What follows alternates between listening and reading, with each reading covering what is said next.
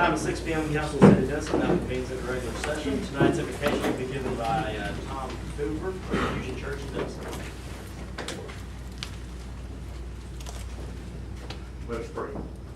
Heavenly Father, we are thankful tonight that we can come before you as a community and seek your guidance, your wisdom upon this meeting and all the proceedings that take place tonight.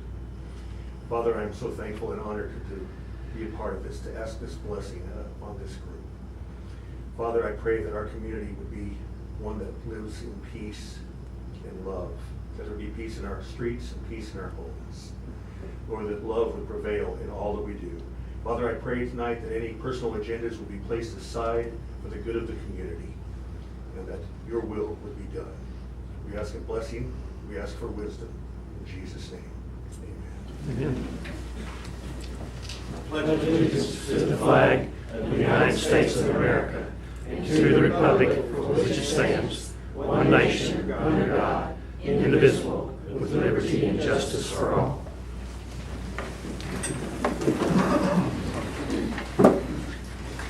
Agenda item number 2, consent agenda. Mayor, move to approve the consent agenda. Second. Have a motion from Councilman Beck, second from Councilman Scott. All in favor by saying aye. Aye. Opposed, like sign. Motion carries. Agenda item number 3, public hearings on unsafe structures. Ms. Floyd.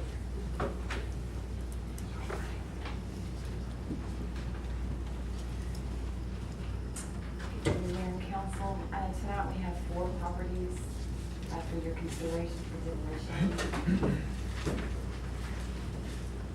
On May the 15th, 2014, the owner of the property, Cynthia Diane Anderson, located at 415 West Monterey, was given notice of violation to repair, rehabilitate, or demolish the structure. The structure is unsafe, constitutes a fire hazard, and is dangerous to human life, and its continued use will constitute a hazard to safety, health, and public welfare. This property has been burnt, it's open, it's an attractive nuisance. And you can see where the upstairs is the part that burned.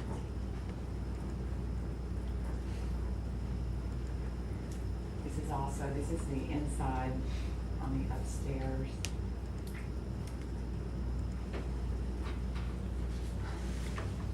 Interested persons have failed, neglected, or refused to comply with the initial notice of violation to repair, rehabilitate, or demolish a dangerous structure. In the regular course of business, a record of the violations, notice, and evidence of the dangerous and unsafe conditions has been documented and is on file in the Building and Code Enforcement Department. I am asking the council to declare the structure a dangerous structure and order its removal within 10 days after notice of council decision. On May the 13th, 2014, the owner of this property, Ronnie L. Cherry and Brenda L. Cherry, located at 419 West Monterey, was given notice of violation to repair, rehabilitate, or demolish the structure. The structure is unsafe, constitutes a fire hazard, and is dangerous to human life, and its continued use will constitute a hazard to safety, health, and public welfare. This picture here was originally what the building looked like, and this is what it looks like now. I don't know if over time it just collapsed or if someone knocked it down, but this is also an attractive nuisance for kids that might want to play on this with nails. And it's just west of the previous property, so they're right next to each other. On May the 13th, 2014, the owner of this property, which is Marilyn W. Cook, Dorothy Goodwin, Marilyn Wingo Cook, and Wayne Goodman, the property located at 331 East Chestnut, was given notice of violation to repair, rehabilitate, or demolish the structure. The structure is unsafe, constitutes a fire hazard, and is dangerous to human life, and its continued use will constitute a hazard to safety and health and public welfare. This is also an attractive nuisance. The property is open. It's been vacant for years. There's some foundation issues with it. This is the carport area, which is starting to cave in. This is the roof of the property that it's not weather tight. This is another picture of that. There's some more pictures of how all the siding is coming off of the property. Foundation issues. Interested persons have failed, neglected, or refused to comply with the initial notice of violation to repair, rehabilitate, or demolish a dangerous structure. In the regular course of business, a record of the violations, notice, and evidence of the dangerous and unsafe condition has been documented and is on file in the Building and Code Enforcement Department. I am asking the council to declare this structure a dangerous structure and order its removal within 10 days after notice of council's decision. On May the 14th, 2014, the owners of this property, Larry Eddowes and Elizabeth A. Eddowes, property located at 826 West Shepherd, was given notice of violation to repair, rehabilitate, or demolish the structure. The structure is unsafe, constitutes a fire hazard, and is dangerous to human life, and its continued use will constitute a hazard to safety, health, and public welfare. This property is also an attractive nuisance. It's open, the front porch is dilapidated. This is a shot of the rafter system that is failing. This is a rear shot, which is hard to see this, but there is actually a hole in the roof that's right over the kitchen area, which has caused the ceiling in the kitchen to collapse as well. These are pictures of the inside, the outside. And this was a storage building that has finally collapsed. Interested persons have failed, neglected, or refused to comply with the initial notice of violation to repair, rehabilitate, or demolish the dangerous structure. In the regular course of business, a record of the violations, notice, and evidence of the dangerous and unsafe conditions has been documented and is on file in the Building and Code Enforcement Department. I am asking the council to declare the structure a dangerous structure and order its removal within 10 days after notice of council's decision. And that is it. This is a public hearing. Is there anyone here wishing to speak to any of these properties? Please come forward. If you would name and address, please, for the record. My name is Charles Cook, and I live at 4746 FM 84 in Denison. I'm the son of Marilyn Cook, who owns 331 West Chestnut, or East Chestnut. I've been completely in the dark on any of this, and I was informed about this situation on Friday. Okay, my mom has agreed to do a quick claim deed and sign the property over to me, but I'm only willing to do that on the condition that I can be granted some time to bring in a building inspector of my own to check the building to see if there's any way it can be saved. If it can, then I would like to have the opportunity to restore the building. It's been in our family for decades. I'm quite frankly frustrated by what's been allowed to happen to the building. And I've had no control over it, but now I have an opportunity to take control of it. And I would like to be given an opportunity to rectify the situation before it's a complete loss. I would ask you to grant me some time. And she's willing to do a quick claim deed and sign it over to me, because obviously she has not met her obligations with the residents. And as I've indicated, it's very frustrating. But I've had no control over the situation. But now I have an opportunity to take control of the situation, and I would like to somehow appeal to you to give me the opportunity to try to save this house that's been in my family for decades. I've checked it out. The carport is basically a lean-to carport, and it is caving in, but it can be easily removed. The pictures that were shown with the hole in the ceiling is on a back wing where the kitchen is. It's not part of the main structure of the house. The main structure of the house appears to me to be solid, has no leaks, When it rains, it does not leak into the house. Everything looks pretty level to me, and that part of the house looks like it can be restored. The back part where the kitchen is looks like it needs to be torn down and a new kitchen put in place there. I think the house can be saved, and like I said, this was sprung on me on Friday, all of it. My mother indicated to me that she received a letter that there was an inspection done in November, but she received the letter in May. So why there was an inspection done in November and she wasn't notified until May, I don't know, but it's academia to me at this point, because I wasn't notified until the 11th hour. You know, and it's very disheartening and frustrating to me. You know, when you don't have control, your parents become elderly and they let things go and they won't let you, you know what I'm saying? So I would like to have the opportunity to bring in my own building inspector, have them look at it, and they can tell me it's either a total loss or yes, we can fix it. Sure. And if they tell you that you can fix it, are you prepared to invest the necessary dollars to? If it's economically feasible. Sure. So what we typically do, again, it's our preference that all of these are rehabbed and they never got in this shape to begin with. What we typically do as a council is we give folks in your situation 10 days to pull a permit and 6 months to complete the work. Okay.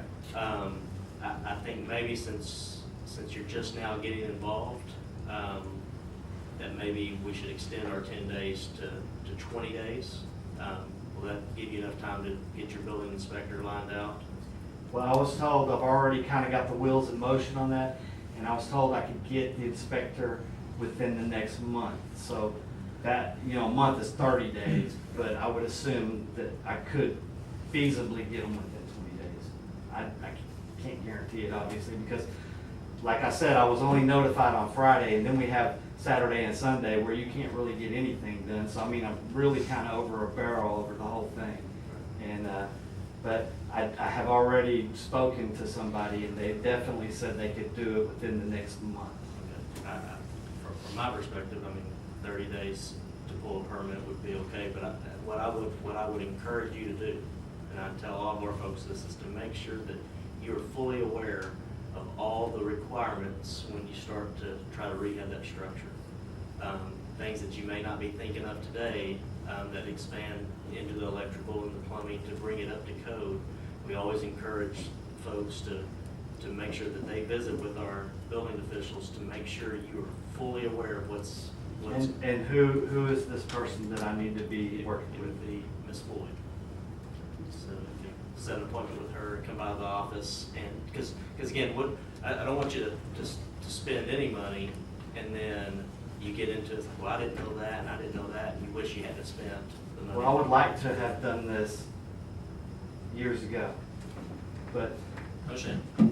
now I have the opportunity, of course, like I said, at the 11th hour, but I appreciate you giving me the opportunity to at least attempt it. So thank you very much. Discussion from council. I think 30 days is reasonable to pull the permit. Say 180 days for completion work. It'll be 6 months to complete the work, same as we do for everybody. Thank you, sir. Thank you, sir. Is there anyone else here wishing to speak to any of these properties? There being none, the public hearing is closed. Discussion from council.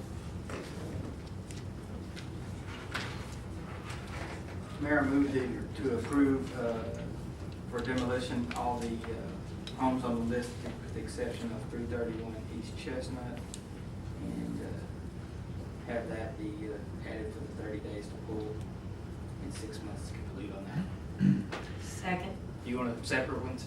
I just want to make sure staff has a clear understanding of what was motion. We're going to give them 30 days to pull a permit. If they pull a permit, they have 6 months to complete. If they fail to pull a permit, 30 days. Then it's We're authorized to proceed with it, demolition. yes, it stays on the list. Now that's moving forward. Okay. We have a motion from Councilman Beck, second from Councilmember Gott. All in favor by saying aye. Aye. Opposed, like sign. Motion carries. Agenda item number 4, discussion on the 2015 budget. Mr. Henry. Thank you, Mayor and Council. Before we get into the budget, I want to talk a little bit about something that happened this fiscal year that was approved in our budget. It's a positive thing. I'd like to invite David Howerton and Mr. Kyle Hockersmith up with us up here, please. I want to introduce you to Kyle. He's our new Assistant Public Works Director. He's been here now for a week and a half, 2 weeks?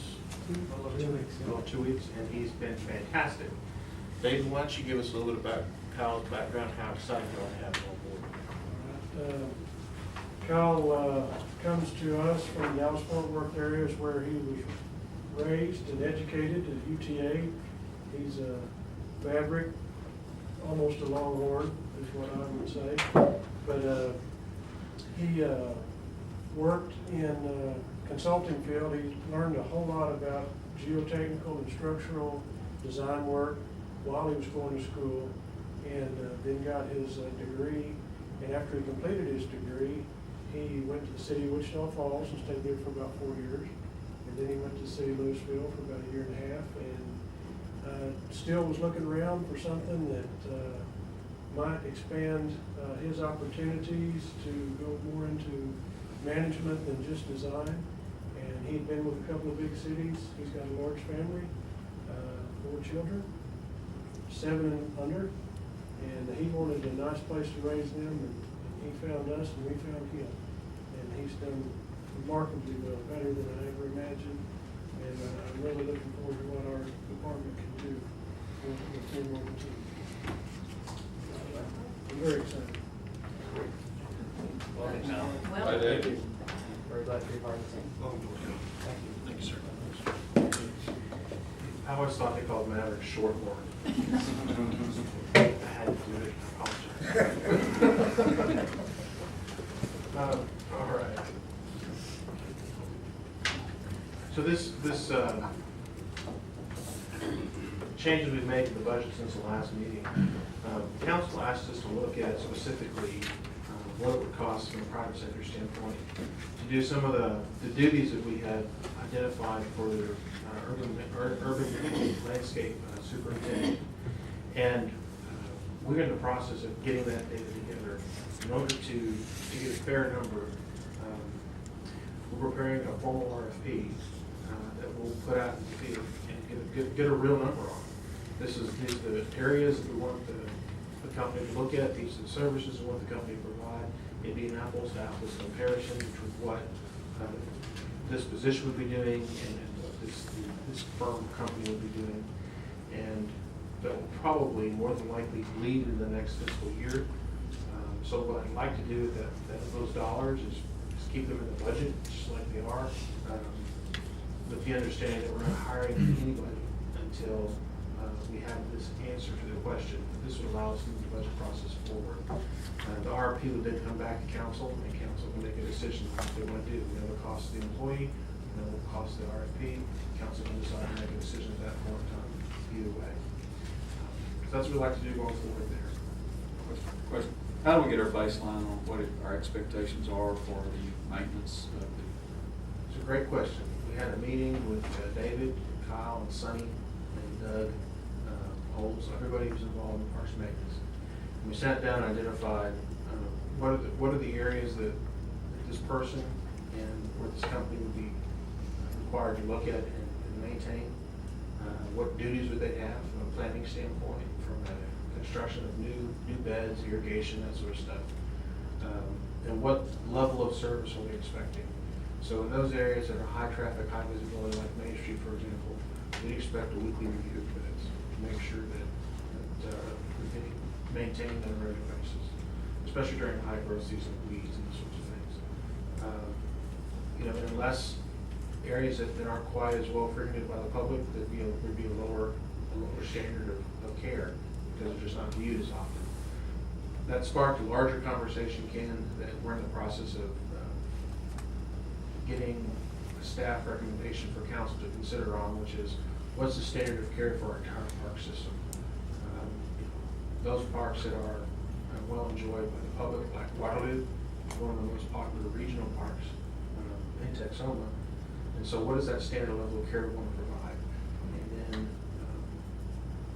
once we figure that out, once we get from a policy standpoint, council's direction on that, we come back and figure out what that might cost us to provide. But those are questions that need to be answered at level of care for all of our parks. It's one thing we'll be looking back to. For this position, we've kind of defined them based off of just what's the level of exposure to the public, what does the public see in our areas. So we'd cover herbicides, pesticides, fertilizers, all that type of. We didn't talk about herbicides and pesticides, to be honest with you.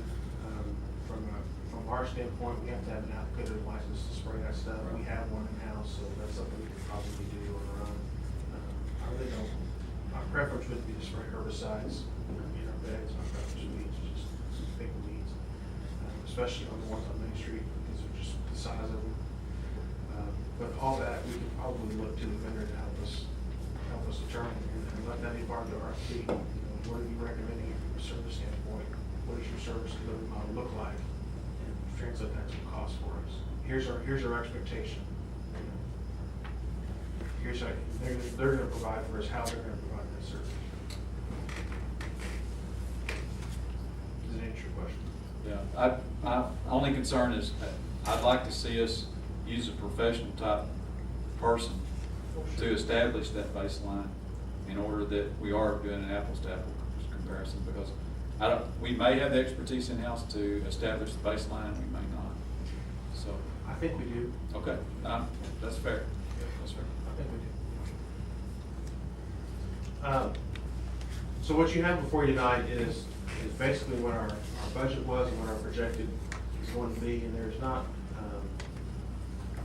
change from what you saw in the previous meeting on this slide. Just a small change. Just a Very small minimal. change, minimal change.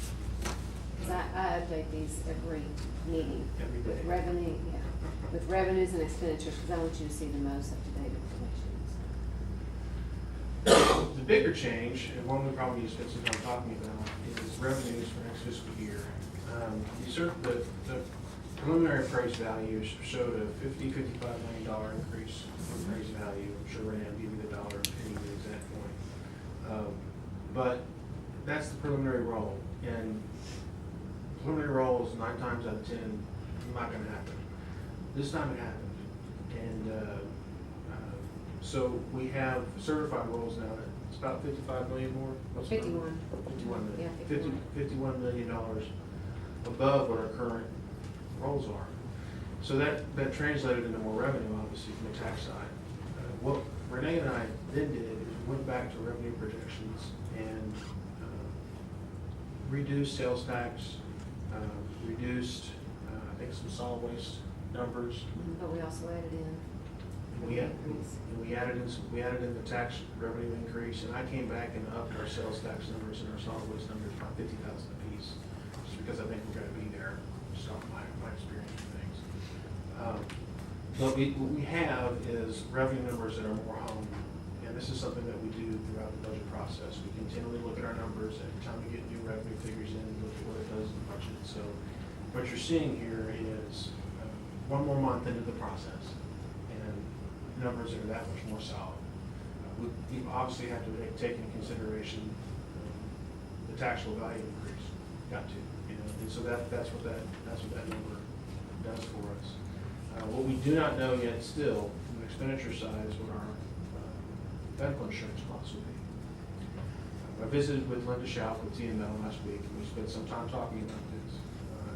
As you know, we built in a 5% increase.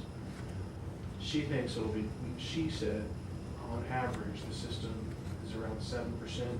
Our plan, the plan that we're on, had about 160% loss rate. Anything above 80% is money out of the plan. Money out of the pool will cost the pool money. So we've got our particular plan that we're on is probably going to get hit pretty hard. She wouldn't give me a number, but I think 10% is probably a good number for planning purposes. It may be a little higher, maybe a little lower. So there's a 5% difference that we don't have in there yet. What does that mean? Well, it means that when we do know the number, we'll need to spend some time talking about what are we going to do. My initial recommendation is going to be that we just continue to pay what we have budgeted in the proposed budget for healthcare, and the employees can apply that to one of the 8 plans they have selected, which means that we may not pay for the plan we are now 100%. We may go down to the next lower level of the plan, from a benefit standpoint, but it's still quality insurance. It's still very competitive, and it will be covered 100%. It's just not as benefit rich as we are right now. But again, we don't know the numbers until we know them. We should have the numbers at the end of this week or middle of next week. So when we talk about the budget again next council meeting, we should have solid numbers for everything on the expense side. That's, Renee, correct me if I'm wrong, but that's the last big expense we're just kind of waiting on. Any questions on the healthcare or the taxes at all?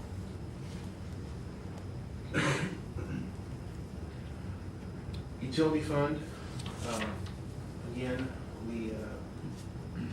we're projecting lower water sales.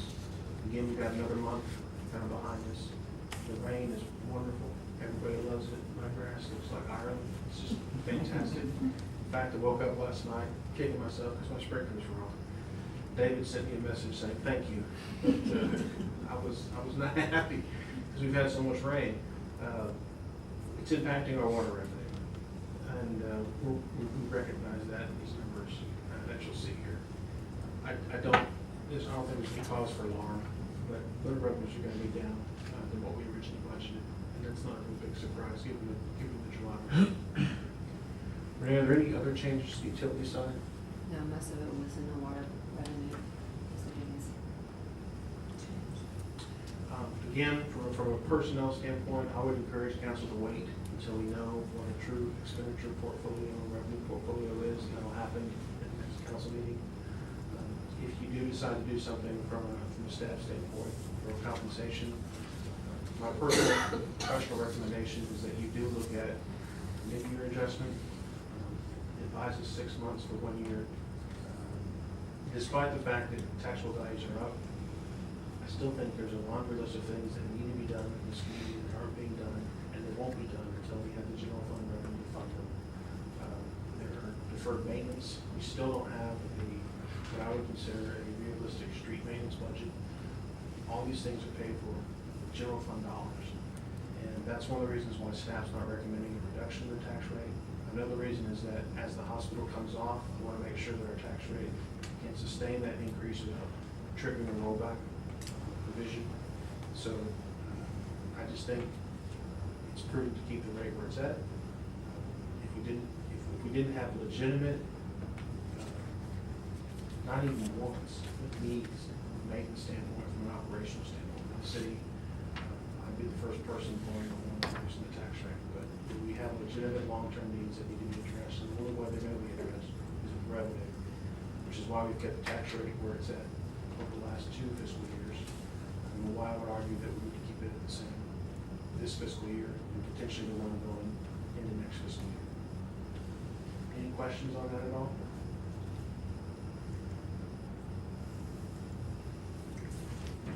Thank you very much. Oh, Mayor, I'm sorry, one more thing. With the 2 positions in the general fund that were authorized or hopefully will be authorized with the budget we discussed last council meeting, which was the assistant city manager position and the city planner position. I'd like authorization, even though the budget really hasn't been funded yet, to start the search process on that. It's going to take anywhere from 2 to 3, maybe 4 months, just depending on the process. We've all been in a higher position before, especially with the assistant city manager being an executive level position. It could take some time. I'd like to use a search provider again for both searches combined. It's about $25,000. I'm doing a component-based search versus a full-blown search. We did reporting myself. It's the same process we used to find Kyle, and I think it works. It allows us to save some dollars. We shave about, I don't know, $10,000 to $15,000 off the price of a traditional search. We're going to use the search firm to market and advertise the position, and then help us go through the first round of applicants. At that point in time, we'll take it through our own process from there. But it gives us a solid base to start from, and allows us to draw candidates from across the country, not just necessarily from the Texas region.